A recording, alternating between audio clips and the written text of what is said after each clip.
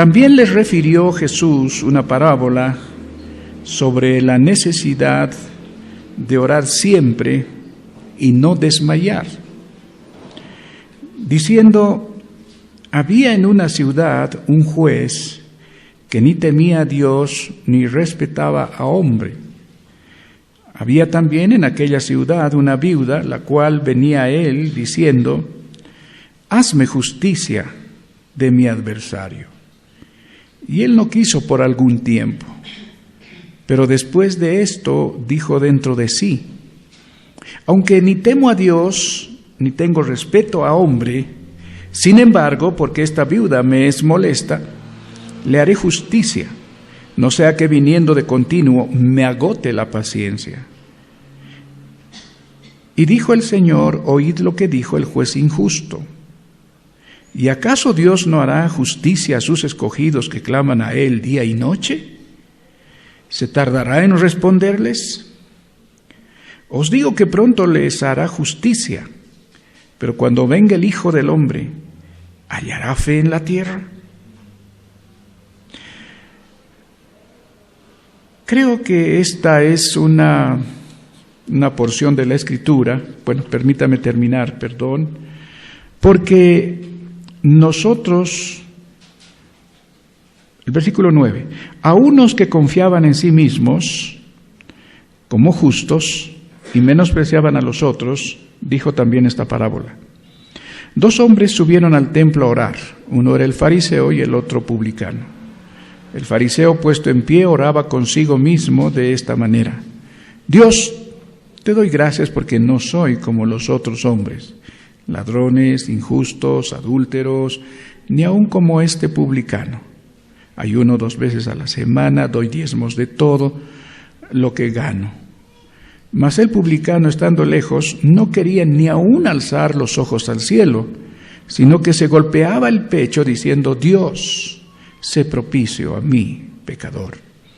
Os digo que éste descendió a su casa justificado antes que el otro, porque cualquiera que se enaltece será humillado, y el que se humilla será enaltecido. Amén. Son 2 parábolas. Quisiera comenzar diciéndoles que es más fácil hablar de oración que orar. Y de cualquier forma tengo que hacerlo. Hermanos, quiero mencionarles un pasaje en el Antiguo Testamento a manera de introducción, para que podamos comprender que la oración no solo es algo del Nuevo Testamento, sino personajes como Moisés.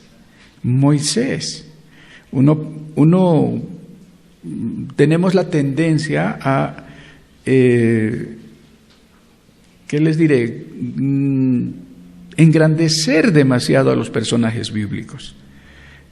Pensar que ellos son, y no voy a minimizar en ningún momento, pero tal vez hasta deshumanizarlos. Son grandes héroes de la fe, pero a veces nos imaginamos que ellos eran casi superhombres. Pero cuando miramos un poquito más con cuidado a la palabra de Dios, nos damos cuenta que eran personajes como nosotros, personas de carne y hueso, con todo lo que el ser humano es. Pero una de las cosas muy hermosas, desde el capítulo 9, desde el versículo 25 al 29, dicen, Deuteronomio 9, 25 al 29, dice: me postré, pues, delante de Jehová. 40 días y 40 noches estuve postrado, porque Jehová dijo que os había de destruir. Y oré a Jehová diciendo: oh Señor Jehová, no destruyas a tu pueblo y a tu heredad que has redimido con tu grandeza, que sacaste de Egipto con mano poderosa. Acuérdate de tus siervos, Abraham, Isaac y Jacob. No mires a la dureza de este pueblo, ni a su impiedad, ni a su pecado. No sea que digan los de la tierra de donde nos sacaste, por cuanto no pudo Jehová introducirlos en la tierra que les había prometido, o porque los aborrecía, los sacó para matarlos en el desierto. Y ellos son tu pueblo y tu heredad, que sacaste con tu gran poder y con tu brazo extendido. Bueno, esto es un tema para hablar bastante, pero quiero nada más enfatizar el hecho de que 40 días estar postrado y estar orando a Dios. Hermanos, si eso no es perseverancia, no sé qué es. Definitivamente nosotros no tenemos que seguir ciertas recetas bíblicas. Creo que de eso estamos seguros. No tienen que ser 40, no tienen que ser 41, no tienen que ser 21 días. El énfasis que quiero mencionar por el pasaje bíblico que acabamos de leer es persistencia. Esa es una de las cosas que no siempre lo tenemos como personas. Nos cuesta ser persistentes. Y cuando la Biblia dice en esta parábola sobre la necesidad de orar siempre y no desmayar, viendo el versículo 1, hermanos, es eso lo que está enfatizando. No solo porque hay que orar, hay una necesidad. Cuando la Biblia menciona que no debemos desmayar, está haciendo referencia a no debilitarnos, descorazonarnos, cansarnos, sino que deberíamos ser perseverantes y persistentes en la oración. A mí me llamó la atención, cada vez que miramos la palabra de Dios siempre hay algo nuevo. Me llamó la atención que no sea la iniciativa nuestra, no seamos nosotros los que tomemos la iniciativa de perseverar, de persistir en la oración. Sin embargo, es la propuesta de Dios. La iniciativa siempre es de Dios. Wow, digo, ¿por qué tienes que ser tú? Bueno, Él es así.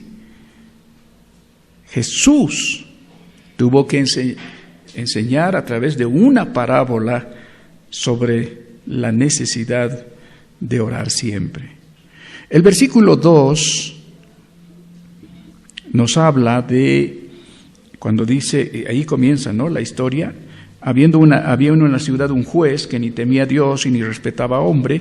Había también en aquella ciudad una viuda, la cual venía a él diciendo, hazme justicia. Quiere decir, vindícame, véngame, castiga a mi adversario. Pero dice, no quiso por algún tiempo. Pero después de esto dijo dentro de sí, aunque ni temo a Dios, ni tengo respeto a hombre, sin embargo, porque esta viuda me es molesta, le haré justicia. No sea que viniendo de continuo me agote la paciencia. Hay dos personajes aquí. Un juez, y que opuestos, un juez, y no es cualquier persona, es un juez con características totalmente negativas. No teme a Dios, obviamente ni respeta al hombre, no respeta a hombre, un hombre malo, malísimo. Y sin embargo estaba en la posición de juez. Cualquier comparación con la realidad es pura coincidencia, dicen. Quisiéramos jueces que no tuvieran estas características. Ahora, no vamos a generalizar, es posible que hayan algunos que tengan otra actitud, pero aquí está presentando a un personaje totalmente malvado y estaba en autoridad. Y el contraste es abismal, porque quien está pidiendo vindicación, quien está pidiendo justicia por alguna situación que ella estaba atravesando, es una viuda. ¿Y qué personaje habría más con mucha desventaja que una viuda? Una viuda con bastantes, de hecho de por sí, el hecho de no tener esposo, y seguramente todos ellos estaban familiarizados entonces que una viuda siempre tenía muchas desventajas y estaba necesitando justicia de parte de su adversario. Y esto es lo lindo, ¿no?, de la actitud de esta mujer. A pesar de saber que este juez no le haría caso, porque era un hombre que no respetaba a Dios, y mucho menos tendría respeto por un hombre, y si miramos a la viuda, posiblemente no había chance, no había absolutamente una sola oportunidad de conseguir lo que ella quería. Pues al principio fue negativas. Le dijo, no tengo tiempo, no lo puedo hacer. Pero gracias a Dios por la actitud de esta mujer, qué ejemplo que nos pone. Esta mujer fue persistente, no se rindió, no sé cómo la hizo, tocó la puerta varias veces, rogó, no creo que haya ido en la peor actitud, pero sí rogó y molestó, tanto así que este juez, por muy malvado que era, y según el relato dice, aunque ni temo a Dios, ni respeto a hombre, simplemente porque esta viuda me es molesta, le haré justicia, no sea que viniendo de continuo me agote la paciencia. La amenaza no era tan terrible, no había que me va a denunciar o después voy a sufrir persecución política, qué sé yo. Bueno, creo que esas cosas las estamos entendiendo hoy por todo lo que está sucediendo en nuestro país. Pero simplemente era por el hecho de que me está agotando la paciencia. Ya no doy más. En ese cuadro, Dios dice, oíd lo que dijo el juez injusto. Oíd lo que dijo el juez injusto. ¿Y acaso Dios no hará justicia a sus escogidos que claman a Él día y noche? ¿Se tardará en responderles? Por supuesto, Dios no es injusto. Dios tiene todos los atributos entre ellos la justicia. Dios es justo. Dios siempre es justo. Dios es misericordioso, Dios es bondadoso, Dios es amor. En ningún momento se compara con este juez injusto. Entonces, si el juez injusto pudo responder a pesar de su injusticia, de su maldad, por supuesto, dice, ¿acaso Dios no hará justicia a sus escogidos que claman a Él día y noche? Ahora, creo que hay que entender algo. Es posible que descansemos y entramos en la tentación de centrarnos mucho en la mujer. Y quiero pensar en la humanidad, en los hijos del Señor. Y olvidarnos por un momento en el otro personaje que es Dios. No es tanto lo que hace la viuda, sino la respuesta de Dios. Podríamos volvernos fácilmente muy antropocéntricos, es decir, centrarnos en la mujer, lo logró, y olvidarnos de quién y cómo es Dios. Hermanos, es la bondad de Dios, es el amor de Dios. Amén. Podemos sutilmente decir, entonces, eso es lo que yo haré. Y otra vez pueden sonar como que son nuestras obras las que conquistan el corazón de Dios. No, siempre es Él, siempre es Dios, porque Él es maravillosamente lleno de gracia. Su misericordia, su gracia. No importa cuán viuda sea esta mujer, si no fuera la gracia de Dios, ella no podría recibir absolutamente nada. Espero que quede claro un poco este énfasis que les estoy haciendo. Porque podemos mover a las personas y decir, bueno, hermanos, vamos a orar 40 días, 50 días. Y ha habido aberraciones, ha habido declaraciones muy terribles respecto a la oración. Cuando alguien dijo, bueno, la oración mueve la mano de Dios. Aquí podríamos fácilmente tal vez pararnos y decir, es verdad, la mujer logró doblar el brazo de Dios, movió la mano de Dios. Hermanos, no hay nada que le mueva a Dios. Lo único que a Dios le mueve para darnos sus bendiciones, sus beneficios, es la cruz de nuestro Señor Jesucristo. Solo la muerte del Señor Jesucristo hace que Él, y a través de Él, pueda venir a nosotros en rescate y tener oídos listos para oír nuestro clamor, nuestras necesidades, y a través de la cruz de Cristo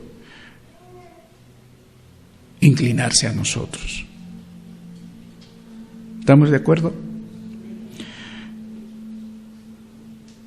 Gracias a Dios, porque Él es como Él es. En el siguiente pasaje bíblico dice, en la siguiente parábola, terminaré con el versículo 8, dice, os digo que pronto les hará justicia. Y entonces viene una cita bíblica un poco complicada, ¿no? Pero cuando venga el Hijo del Hombre, ¿hallará fe en la tierra? Esa es una interrogante más de reflexión, tiene un sentido más reflexivo. ¿Será que nosotros estemos orando realmente en ese sentido? ¿Estemos orando con fe? Cierto teólogo dice, la pregunta se hace no con el propósito de especular, no, sino de autoexamen, que cada uno responda personalmente.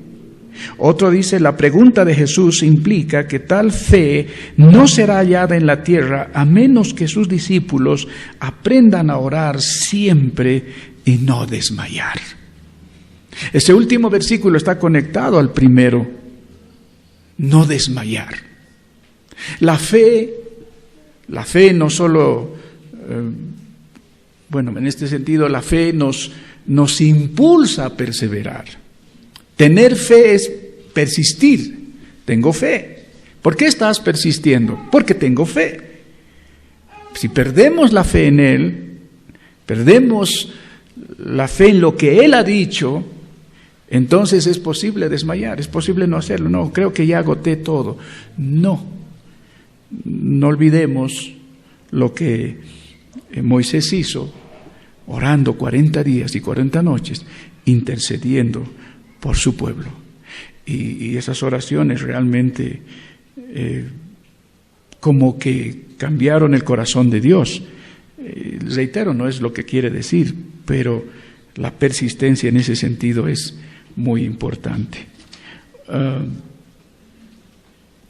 Luego vamos a ir a la parábola del fariseo. Lo que queremos ver es la actitud en este caso. La actitud en la oración.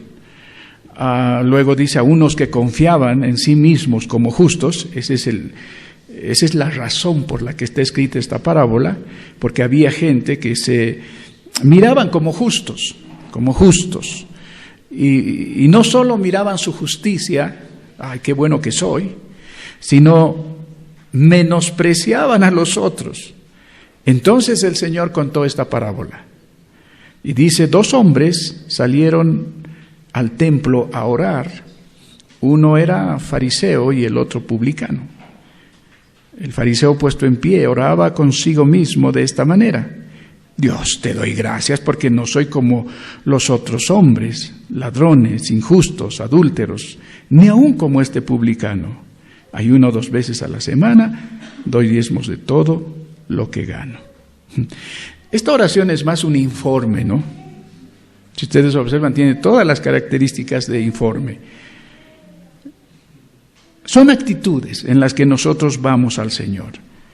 Y de algún modo quisiera que conectemos con la primera parábola, porque la actitud de humildad que se destaca aquí frente a la actitud de orgullo y autojustificación en la que uno pueda ir, y hasta con esos aires de reclamarle a Dios,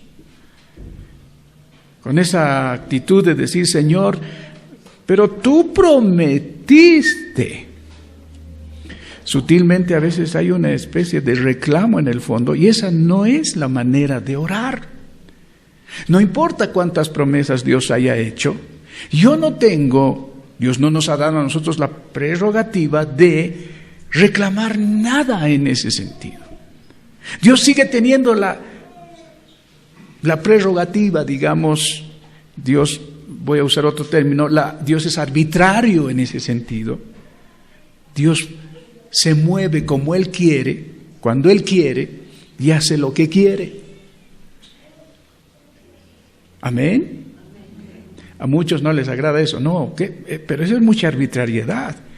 ¿Acaso no cuenta algo de lo que yo hago? Realmente ese es un tema de profundizar en lo que Dios dice, hermanos. Dios no nos debe nada. Dios no es deudor de nadie. Si no, no tendría sentido la palabra gracia.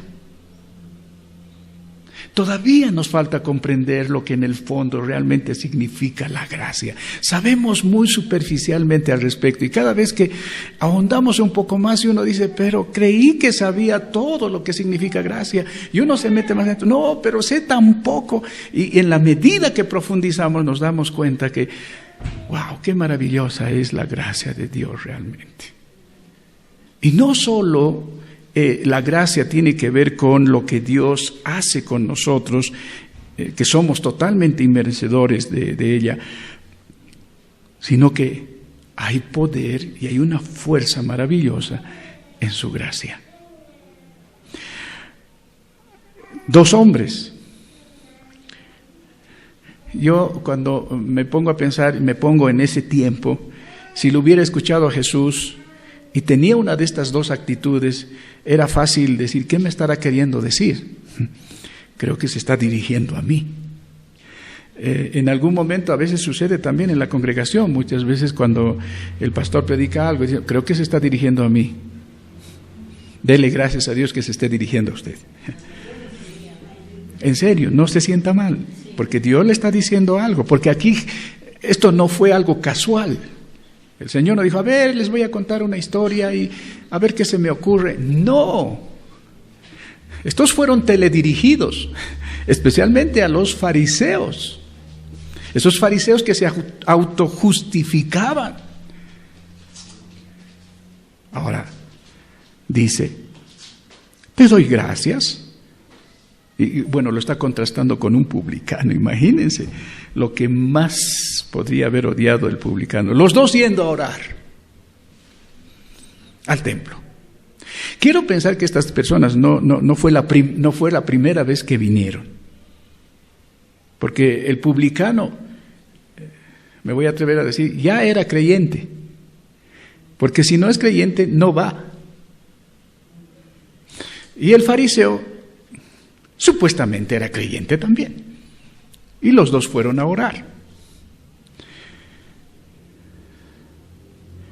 Todas las iglesias tenemos de esas 2 clases de personas. Bienvenidos. Yo a veces les digo a mis hermanos: le doy gracias a Dios que hayan venido este domingo. Les digo alguna vez, no sé cuál es la razón por la que han venido, pero qué bueno que han venido.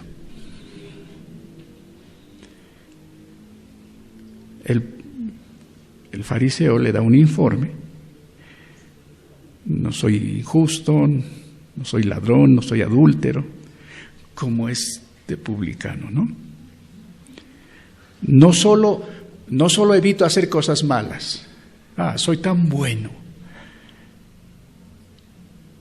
sino soy fiel a las disciplinas de la iglesia. Bueno, no es iglesia, pero podemos aplicarlo. Ayuno 2 veces a la semana, wow. Doy diezmos de todo lo que gano. Realmente, ¿Quién no quisiera tenerlo de miembro a esta persona?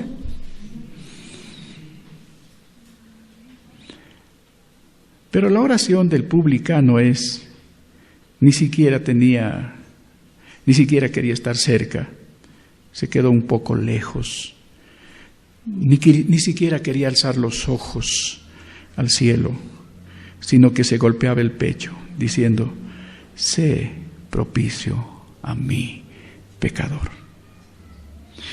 He aprendido en estos últimos años que no importa cuántos años estemos en la iglesia, 10, 15, 20, 30, 40, por la gracia de Dios, no para ostentarlo. A veces hay más responsabilidad porque hay que justificar que realmente estuve. Uno tiene que, se tiene que notar que hay algo que decir después de 40 años. No puede ser peor. Discúlpeme, a veces la gente antigua da más mal testimonio que los nuevos. Alguna vez yo les digo a mis hermanos: no aprendan de los antiguos, porque los antiguos, sin el ánimo de ofenderles, les dije, no siempre nos dan la mejor imagen. Parece que su fervor de los primeros años se apagó y ahora hay una especie de fariseísmo que es visible en algún caso, ¿no? Como que hay derechos, no importa cuántos años, ni siquiera el hecho de ser pastor o haber tenido algún cargo dentro de la iglesia. Hermanos, yo me doy cuenta que esta debería ser mi actitud de todos los días cada vez que voy a la casa de Dios. Sé propicio a mí, pecador. Amén. Espero me deje entender. No es que, pecaré, pues el permiso para... No. Dios sabe que hago todo lo posible por no pecar en el día. Pero cada vez que termino el día, o cada vez que Dios nos da en su misericordia de todos los días, menos mal que Dios renueva cada día su misericordia, venimos y podemos decir: gracias Dios, sé propicio a mí, pecador. ¿Estamos de acuerdo? Os digo que este descendió a su casa justificado antes que el otro, porque cualquiera que se enaltece será humillado, y el que se humilla será enaltecido. Dios trabaja al revés. Dios detesta a los soberbios. Y no hay nada. A ver, podemos tener gente soberbia, a quienes conocemos, podemos ver gente soberbia en todas partes. Algunos sin motivo, sin razón, y posiblemente otros con razón. Hay una frase mexicana que me llama la atención y dice: mendigo y con garrote. Usted sabe cuál es su situación y todavía. Hermanos, yo no creo que haya nada peor que un cristiano orgulloso. Yo provengo de una iglesia que tiene un trasfondo pentecostal. Por cierto, hermanos, los primeros movimientos pentecostales no fueron tan exagerados como los nuevos movimientos neopentecostales, totalmente fuera de lo que es la palabra de Dios. Pero hay gente que ayuna, hay gente que hace vigilias, es decir, mucho ejercicio espiritual, y hay un cierto aire de orgullo, de superioridad. Espero que nosotros, por tener bastante lectura de la Biblia, y tampoco se nos pegue del otro lado el orgullo. Hermanos, Dios siempre destaca la humildad. Ahora, ese es un tema que hay que mencionarlo ampliamente, pero tenemos el mejor modelo. Jesucristo fue humilde. Él mismo dijo: aprended de mí, que soy manso y humilde de corazón.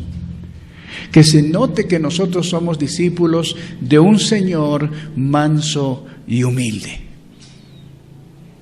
Que la gente diga, ya sé de quién aprendiste. Se tiene que notar. Otra vez, y quiero finalizar con esto, y leyéndoles algunas citas aquí, quiero que veamos que el énfasis, otra vez, no es el publicano, otra vez es Dios. Dios siendo propicio al publicano. Ya sé cómo conquistar el corazón.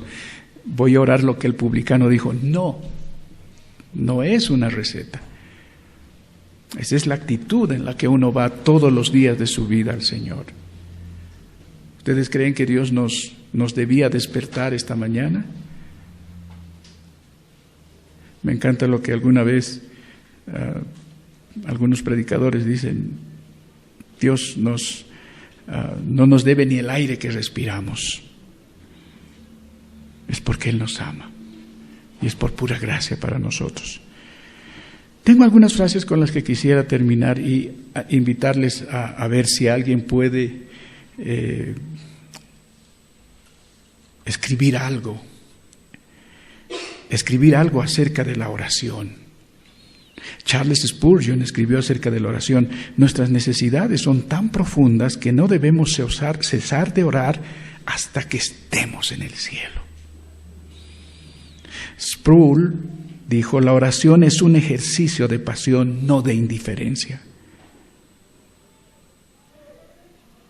John MacArthur dijo: la oración no es un intento de hacer que Dios esté de acuerdo contigo o de que provea para tus deseos egoístas, sino que es una afirmación de su soberanía, justicia y majestad, y un ejercicio de conformar tus deseos y propósitos a su voluntad y gloria.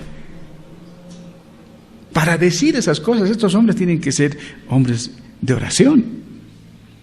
Y no podía faltar Martín Lutero: la oración no es para cambiar los planes de Dios, es para confiar y descansar en su soberana voluntad.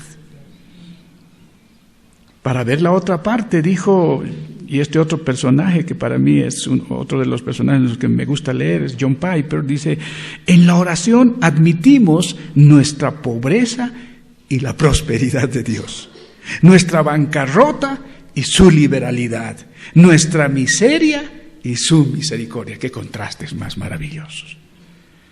Otra vez Sproul dice: si realmente supiéramos quién es Dios y todo lo que Él nos ha dado en Cristo, nuestras vidas de oración serían muy diferentes que lo que son ahora.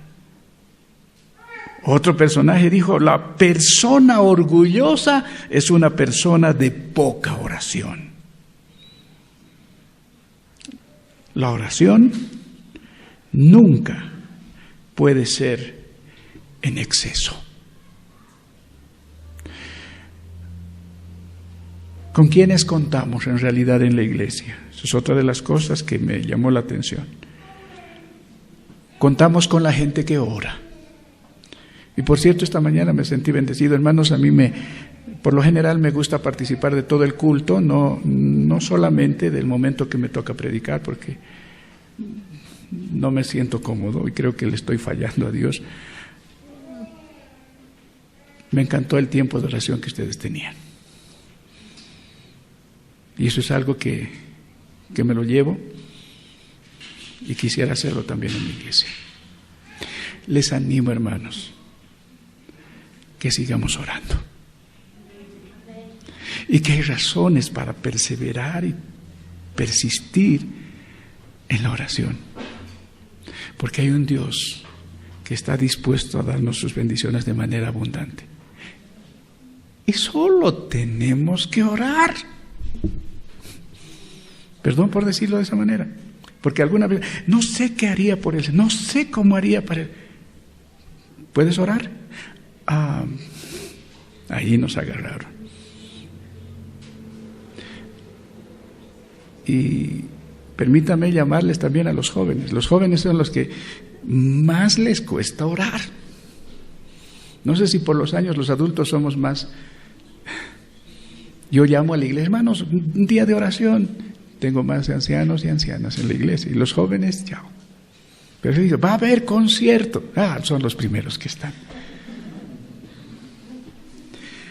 A ver, algo no está funcionando. ¿Soy yo quien es? El día que encontremos una iglesia llena de jóvenes, pero orando a Dios, creo que va a salir en la prensa, en el boletín, no sé dónde, jóvenes orando. Eso es inédito. Perdón por provocarles un poco eso. ¿Podemos orar? Nos ponemos de pies, por favor. Santo Dios, la gloria es para ti. Gracias por llamarnos una vez más, Señor, para que podamos tener un compromiso firme con la oración. Y no por el solo hecho de que sea un deber, Señor, sino porque tú lo has enfatizado como una necesidad, y es una necesidad. No es una necesidad tuya, Dios, es una necesidad mía, es una necesidad nuestra como iglesia, y lo menos que podemos hacer, Señor, es darnos el lujo de prescindir de la oración. Enséñanos a dedicarnos, Dios, mucho más profundamente en este tema y hacerlo. Y en una actitud de persistencia y humildad, Señor, como hemos aprendido aquí en tu palabra hoy. Bendice este lugar, bendice, Señor, esta congregación, a la cabeza de mi pastor Ramiro, Señor, gracias por su vida, por su familia. Señor, yo sé que tu presencia está en este lugar. Señor, donde hay personas congregadas en tu nombre, tu presencia es infaltable. Ayúdanos a estar seguros, Señor, de que tú estás aquí, Dios. Abre nuestros ojos, abre nuestros corazones, abre nuestras mentes, Señor, hacia ti. En el nombre de Jesús. Gracias, Señor. Amén.